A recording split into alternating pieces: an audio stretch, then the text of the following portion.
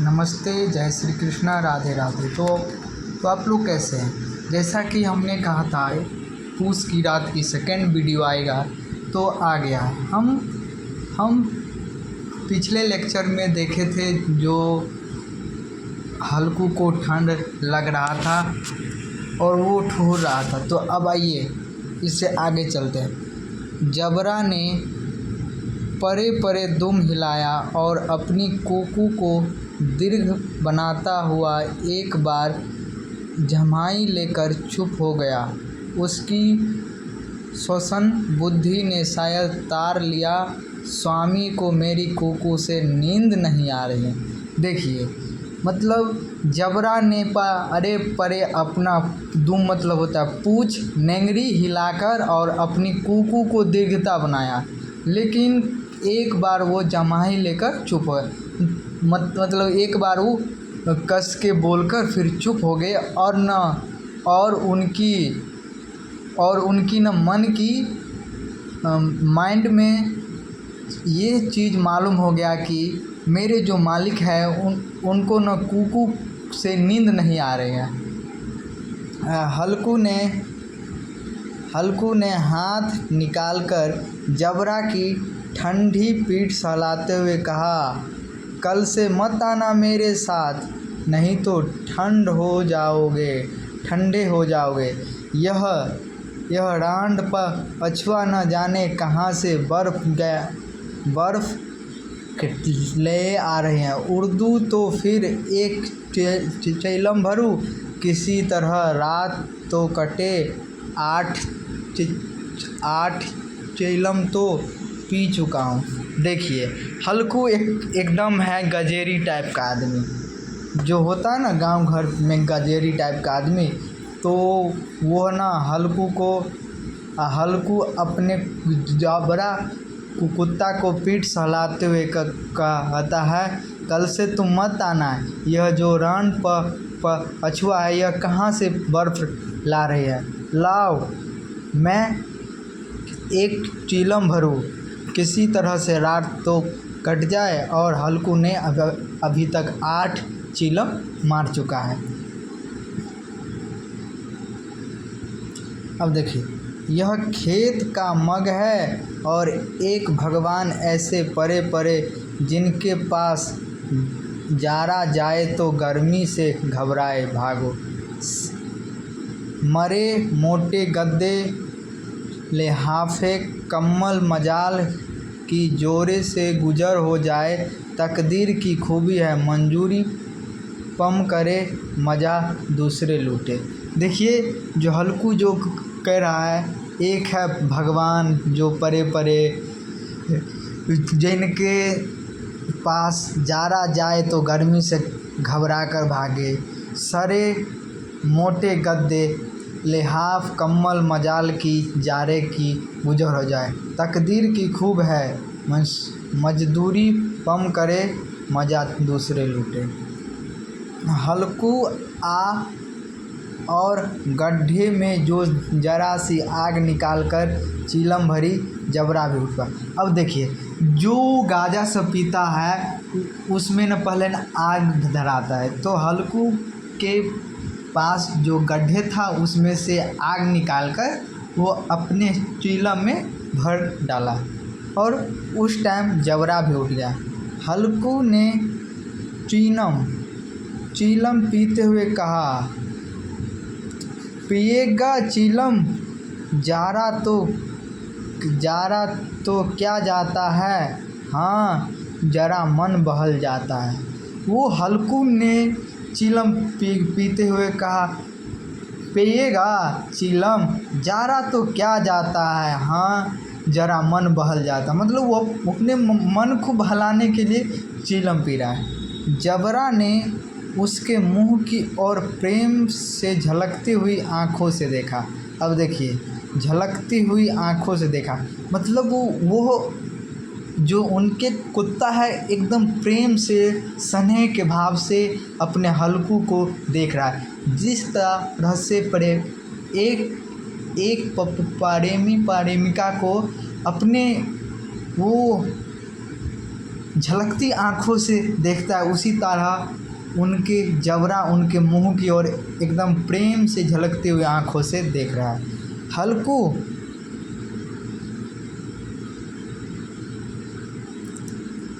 हल्कू आज और जारा खा ले, कल से मैं यहाँ पुआल बिछा दूंगा, उसी में घुस कर बैठना, अब जार ना लगेगा। वो देखिए हल्कू कितना मतलब अपने कुत्ता से प्यार करता है, जो उसका जबरा है, उसे कह रहा है आज तुम किसी भी तरह से जारा खा लो और कल से मैं यहाँ पे पुआल बिछा दूंगा और तुम उसी में घुसकर बैठना, तब जारा नहीं लगेगा। जबरा ने अगले पंजे उसकी घुटनियों पर रख दिए और उसके मुंह के पास अपना मुंह ले लिया। हल्कू को उसकी गर्म सांस लगी।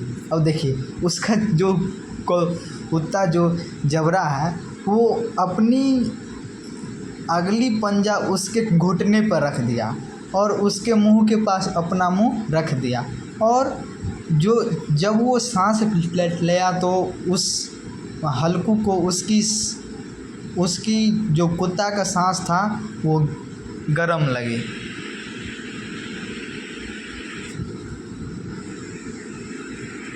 देखिए जबरा ने परे परे दुम हिलाए और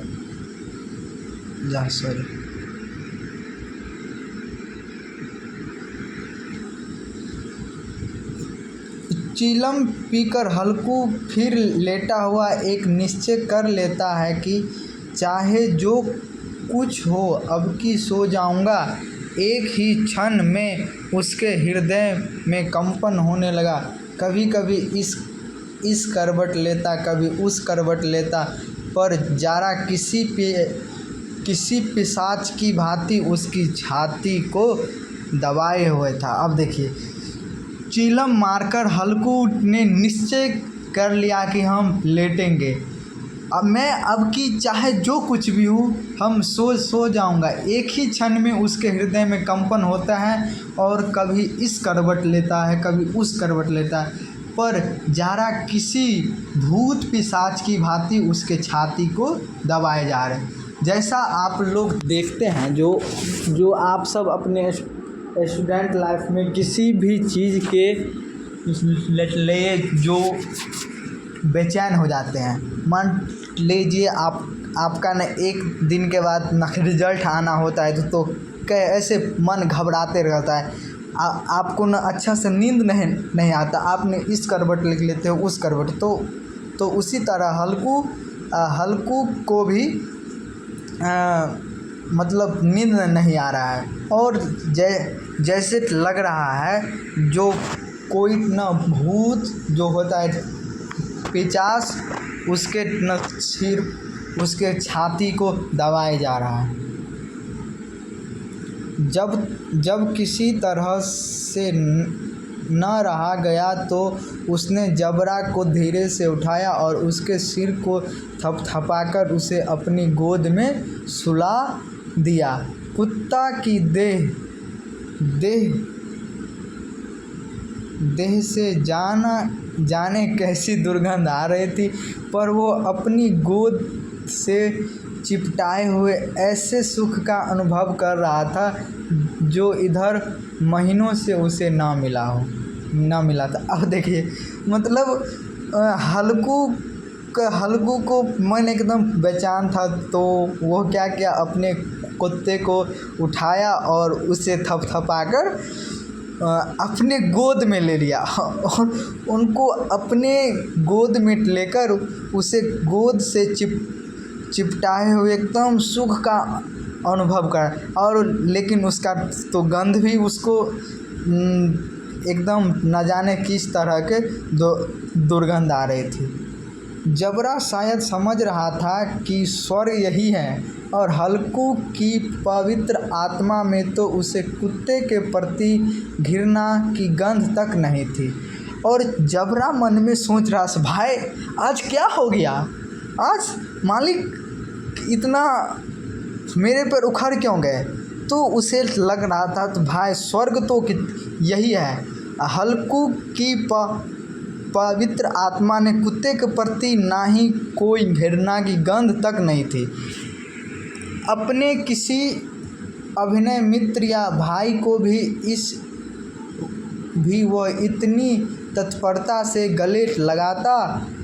वह अपनी दीनता से आहत न था जिसने आज उसे इस दशा में पहुंचा दिया। नहीं, इस अनोखी मैत्री ने जैसी उसकी आत्मा के सब द्वार खोल दिए थे, उसका एक एक अणु प्रकाश से चमक रहा था।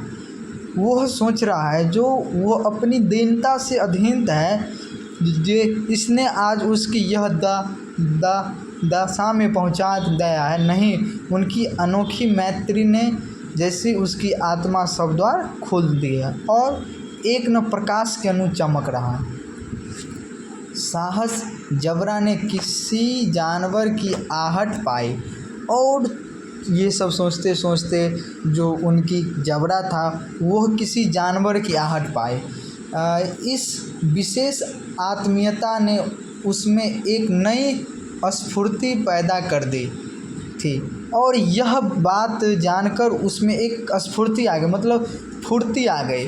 जो हवा के ठंडे झोंके को तुच्छ समझती थी वो झटपट उठा और छतरी से बाहर आकर भौंकने लगा। हल्कू ने उसे कई बार चूमकार कर बुलाया पर वह उसके पास न आया। हार में चारों तरफ दौड़ दौड़ कर भौंकता रहा। एक क्षण के लिए आ भी जाता और तुरंत ही फिर दौड़ता। कर्तव्य उसके हृदय में अरमान की भांति झलक रहा था। देखिए, मतलब कुत्ता अपने कर्तव्य को पूर्ति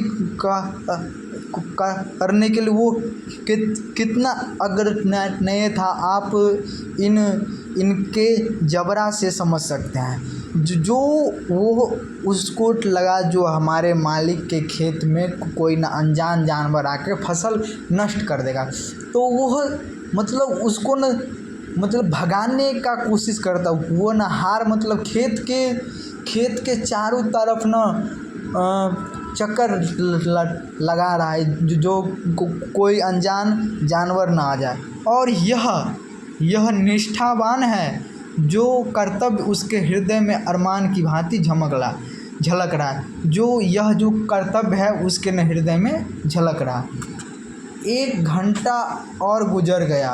रात ने शीत को हवा से धधकना शुरू किया। हल्कू उठा बैठा और दोनों घुटनों को छाती से मिलाकर सिर को उसमें छिपा लिया। फिर भी ठंड कम नहीं, ऐसा जान पड़ता था सारा रक्त जम गया। अब देखिए, 1 घंटा बीत गया और एकदम रात के शीत जैसी न ठंडी हवा एकदम धधकने लगा। हल्कू ने उठकर अपने घुटने को छाती से मिलाकर सिर को उसमें छिपा लिया, लेकिन फिर भी ठंडा कम नहीं हो रहा था। फिर भी ठंडा कम नहीं, लेकिन क्या करता, ऐसा जान पड़ता था कि सारा रक्त जम गया है। तो आप लोग देखते होंगे जो होता है ना जनवरी यार के महीना में, तो उस टाइम में ना बहुत ज़्यादा एकदम रात को न ठंडी हवा बहती रहती, लोग उसमें तो थरथराते रहता है। जब न हम सब जब सोते हैं तो 1-2 कंबल लेके सोते हैं। जब न चारों तरफ से पैक रहता फिर भी ठंडा लगता है। और न हल्कू है खेत में तो आप लोग जान सकते एकदम हवा आ रही है और न उसके पास कंबल है, तो उसका मतलब उस टाइम कैसा रहा होगा वही उसका वर्णन कर रहा है। जैसा लगता है उसका सारा रक्त जम गया है। धमनियों में रक्त की जगह हिम बह रहा है। उसने झुककर आकाश की ओर देखा, अभी कितनी रात बाकी है सप्तर्षि, अभी आकाश में आधे भी नहीं चढ़े, ऊपर आ जाएंगे तब कहीं सवेरा होगा, अभी पहर भर से ऊपर रात है। अब देखिए, धमनी में जैसा लगता है रक्त की जगह में हिम बह रहा है, हिम मतलब होता है बर्फ बह रहा है। उसने झुककर आकाश की ओर देखा, वो ऐसे झुककर आकाश की ओर देखता है और वह ना कितनी रात बाकी है वो देख रहा, और सप्तर्षि आकाश में आधे भी नहीं चढ़े, ऊपर आ जाएंगे तभी सवेरा होगा। अब देखिए, पहले के टाइम में तो घड़ी नहीं होता था जो उठ के देख लेते, तो पहले चलता था, पहर से चला था, तो पहर भर रात बाकी थी और न सप्तर्षि आकाश में आधे भी नहीं चढ़ा था। मतलब सप्तर्षि न नीचे से जब न ऊपर जा आता है ना, और जब न ऊपर चला जाता है तब कहीं सवेरा हो जाए। तो आपसे क्वेश्चन ये पूछ सकता है ऑब्जेक्टिव में, जो हल्कू ने समय देखने के लिए किस चीज़ को देखा, तो सप्तर्षि को। हल्कू ने खेत से कोई एक गोली की टप्पे पर आमों का बाग था, पतझड़ शुरू हो गई थी, बाग में पत्तियां ढेर लगा हुआ था। हल्कू ने सोचा चलकर पत्ती बटोरूं और उन्हें जलाकर खूब तापूं, रात को कोई मुझे पत्तियां बटोरते देखे तो समझेंगे कोई भूत है, कौन जाने कोई जानवर ही छिपा बैठा हो, मगर अब तो बैठे नहीं रहा जाता। मतलब हल्कू ने खेत से एक गोली की टप्पे पर आमों का बाग था, मतलब एक गोले, मतलब जो ऊपरी वाला होता है ना भाग, उसके टप्पे पर एक आम का बाग था। तब उसमें भी पतझड़ शुरू हो गया था। वो सोचा जो पत्तियों को ढेर करके उस पे ना आग जलाकर मैं तापूं, जिससे ठंड थोड़ा कम लगे, और रात के टाइम कोई मुझे पत्तियां बटोरते हुए तो नहीं देखेगा, और जो भी देखेगा वो समझेगा भूत है।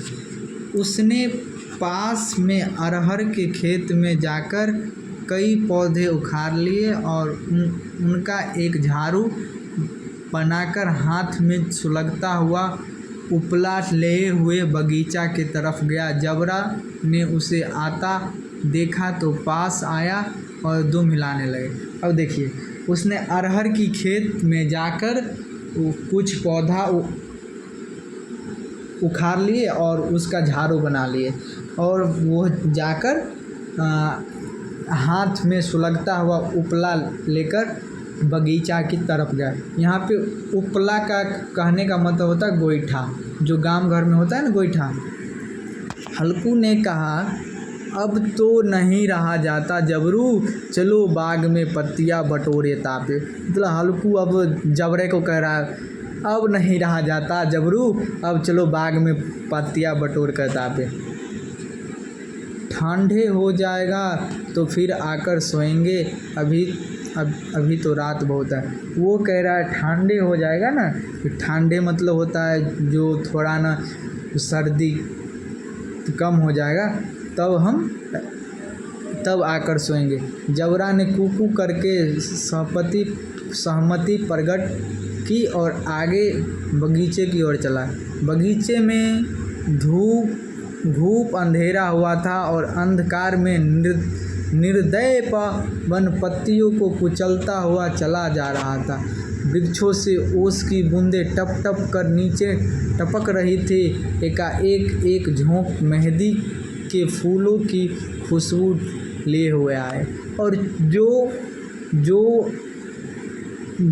जबरा ने कुकू करके उसकी सहमति प्रकट की और बगीचे की ओर चल गया। और बगीचा में ऐसा लग रहा था जो एकदम धूप अंधेरा था, एकदम अंधेरी रात, और उसमें निर्दय पवन। यहाँ पे निर्दय कहने का मतलब होता है, मतलब न हवा के पवन को कितना भी दया नहीं है और न पत्तियों को कुचलता हुआ चला जाता था। वृक्षों से आम ओस की बूंद टप टप रही थी। जो ओस होता है ना, जो रात के टाइम, जो सुबह के टाइम जो होता ओस होता है ना, ओस टप टप रही थी। एकाएक एक झोंका मेहंदी के फूल की खुशबू ले हुआ है। तो एकाएक झोंका ने एकदम मेहंदी का जो पुष्प का जो सुगंध था एकदम खुशबू ले आ रहा था।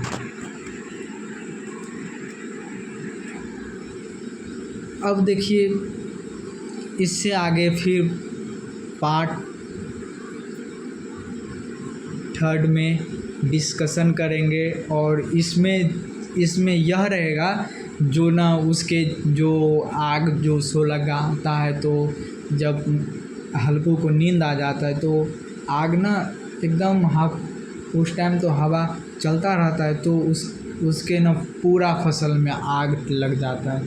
तो यही नेक्स्ट पार्ट में सीखेंगे।